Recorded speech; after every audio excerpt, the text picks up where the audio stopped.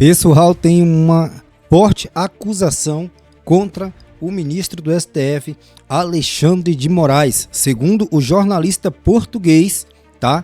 O Alexandre de Moraes teria mandar, né, tirar ali, né, no caso, a vida, né, do Tagliaferro, e quem ia executar essa ação era o grupo que comanda aí, né, o crime em São Paulo. Então você já sabe quem é, para mim não precisar citar aqui e correr o risco, né, de ser bloqueado pelo YouTube. Eu vou passar essa informação para você. Deixa teu like aqui nesse vídeo, já se inscreva no canal, beleza? E vamos lá, porque eu também tenho outras notícias para te passar aqui antes dessa. Então, vamos nessa. Bom, já atualizando aqui com a notícia também do dia, hoje, né, dia 30 aqui de abril, notícia quentíssima. Repasse do INSS a sindicato liderado pelo irmão de Lula, tá, o Frei Chico, aumentam 564% em 5 anos. Em 2020, o valor repassado ao Sindinap foi de 23,3 milhões, enquanto em 2024, por exemplo, essas cifras alcançaram 154,7 milhões, tá? E o Frei Chico aí, o irmão do Lula, né? Quem diria, né? Irmão do Lula, que coincidência. Pois é, nos últimos 5 anos, os repasses do Instituto Nacional do Seguro Social, mais conhecido como INSS, para o Sindicato Nacional dos Aposentados, Pensionistas e Idosos, por nome aí, né, de Sindinap, aumentaram em 564%. E o Frei Chico, que é irmão do presidente aí, o Luiz Inácio Lula da Silva, não é nada mais, nada menos do que o vice-presidente do sindicato, desse órgão. Em 2020, os valores transferidos foram na casa dos 23 milhões, como mencionado anteriormente. Já em 2024, né, vocês viram que tem uma alta muito grande aí, chegando aos 154,7 bilhões. Milhões, quer dizer, desculpa, milhões, tá? Nesse escândalo aí, de um roubo que já está passando de 6 bilhões, tá? Essas cifras resultam de descontos realizados nas mensalidades dos aposentados e pensionistas. O Sindinap está sob investigação pela operação sem desconto, deflagrada na semana passada, que apura aí fraudes relacionadas a descontos não autorizados dos beneficiários. Investigação da Polícia Federal, Controladoria Geral da União, a CGU, e também do Tribunal de Contas da União, né, o TCU. Sugerem que a maioria dos descontos feitos por associações e sindicatos não teve autorização dos interessados, né? Coitado, nem os idosos mais conseguem se safar da mão desses que dizem aí, né, que estão lutando pelas pessoas mais simples, as pessoas mais humildes, né? Porque pobre é quem é pobre de alma, né? São as pessoas humildes, pessoas sem recursos financeiros. Ainda seguindo o assunto do INSS, a oposição protocola CPI do roubo dos aposentados na Câmara. Lembrando, claro, né, gente, que os créditos aqui é da Revista Oeste, site que a gente tem muita confiança.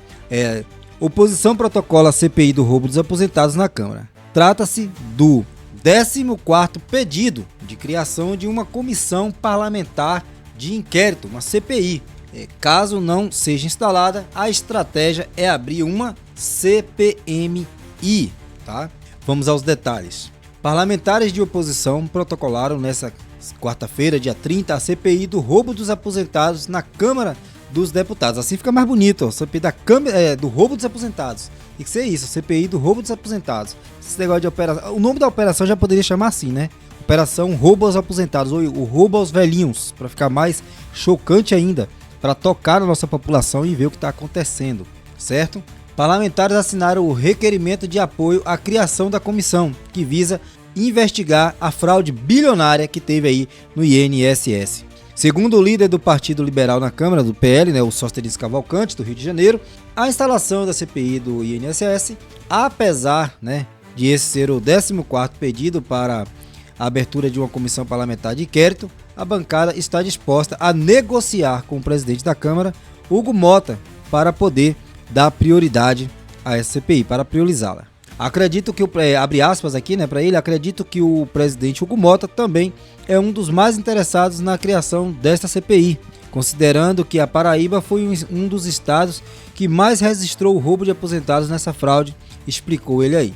A CPMI para investigar o roubo do INSS. Vamos lá. Caso a CPI, que é a Comissão Parlamentar de Inquérito, né, do roubo dos aposentados, não seja criada de forma célere, a oposição já trabalha em uma segunda alternativa, que seria a criação de uma CPMI, que, para quem não sabe, aí é uma Comissão Parlamentar Mista de Inquérito, tá? Que é o que muda da CPI para a CPMI, é porque é uma comissão mista. Nossa prioridade, abre aspas aqui, né? Nossa prioridade é a criação da CPI, mas caso, né, tenhamos algum problema regimental que impeça a sua tramitação ali pela Câmara, não teremos a vaidade de manter a CPI, disse Sóstenes.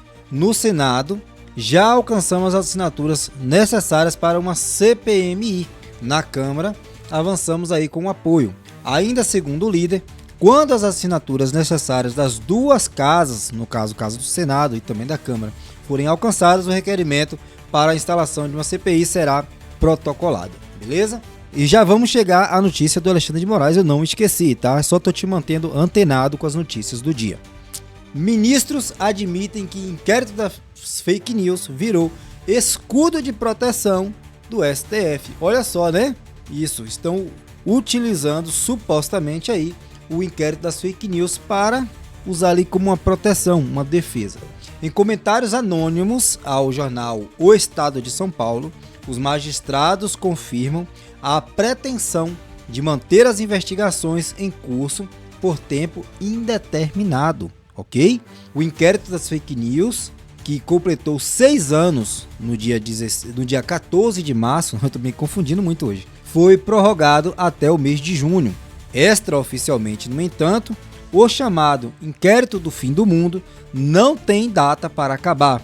E isso porque a investigação virou uma espécie de bobão de segurança do Supremo Tribunal Federal, o STF. De acordo, isso, claro, com o jornal O Estado de São Paulo.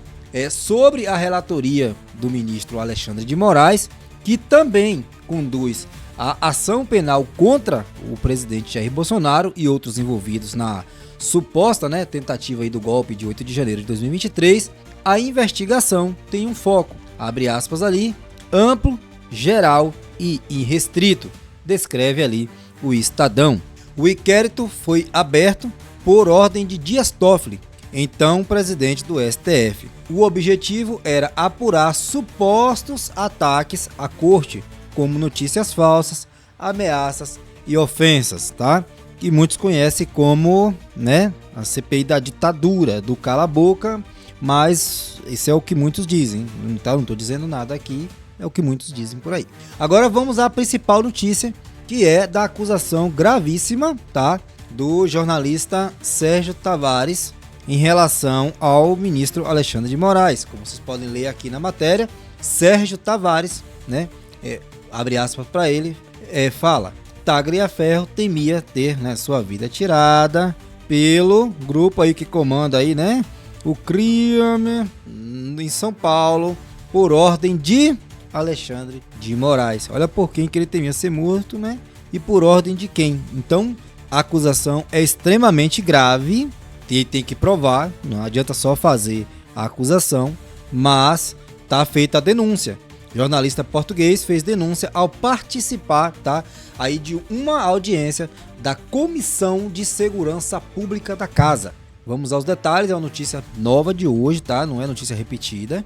A Comissão de Segurança Pública do Senado realiza, nesta quarta-feira, dia 30, uma audiência pública para investigar os desdobramentos aí da chamada Vaza Toga. O jornalista português Sérgio Tavares foi o primeiro a ser ouvido. Durante a audiência, o jornalista afirmou que Eduardo Tagliaferro, ex-assessor do Tribunal Superior Eleitoral, TSE, temia ter sua vida tirada por ordem do ministro Alexandre de Moraes do STF, Supremo Tribunal Federal. Segundo Tavares, quem faria, né, quem executaria esse plano seria, né, a FAC, que vocês estão vendo aí, que é o primeiro, né, comando da capital. Então, pessoal, é uma acusação extremamente grave que pode levar, né, à prisão da perda da toga, vamos dizer assim, e da prisão de Alexandre de Moraes, se for comprovado. Tavares divulgou uma conversa entre, né, o Eduardo Tagliaferro e o jornalista Oswaldo Eustáquio. O conteúdo se tornou um dos objetos da audiência no Senado. Vamos abrir aspas aqui. Essas declarações não são de agora, afirmou aí o jornalista português. Abre aspas novamente. Ocorreram há mais ou menos uns 8 meses. Se essas declarações tivessem sido feitas agora, eu não poderia divulgar um áudio e colocar em risco o plano de fuga de um homem que dizia que tinha, né, essa faca aí para tirar a vida dele, amando-o por ordem do ministro Alexandre de Moraes.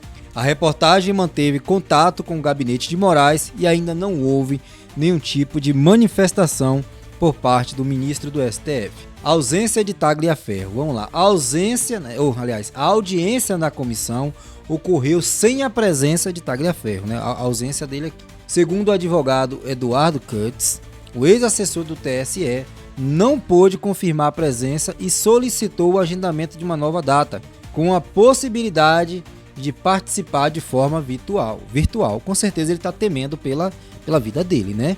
A comissão agora avalia a proposta de ouvir Tagliaferro remotamente em uma próxima sessão. O requerimento para a audiência partiu do senador Eduardo Girão, do Novo aí do Ceará. Ele propôs ouvir personagens ligados ao escândalo que envolveu o vazamento de mensagens atribuídas a integrantes aí do gabinete do ministro Alexandre de Moraes. Gente, o negócio tá feio, viu? O negócio tá feio.